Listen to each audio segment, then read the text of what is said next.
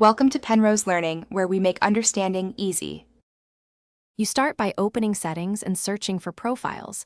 This quickly narrows options. Once located, tap the matching entry such as Downloaded Profile or Device Management.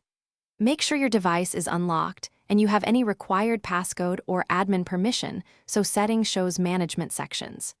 You do this because profiles are hidden behind security for system integrity.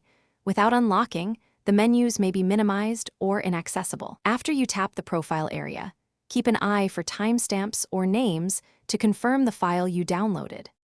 Now inspect the profile details so you understand why the file was installed and what it controls. You should read issuer, purpose, and any certificate chain. This tells you whether the profile alters network, email, or device settings. If everything matches your expectation, tap Install and follow the system prompts.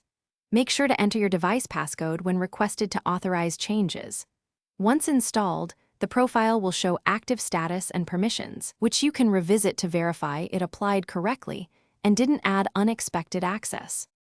Finish by confirming the profile is active and testing the function it should enable. This validates a successful install. If something goes wrong, don't panic. Restart the device and re-download the profile from the original trusted source, then try again.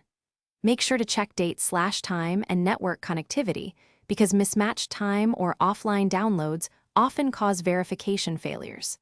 If you must undo changes, remove the profile from the same settings area. Enter your passcode and restart to ensure all system settings revert cleanly.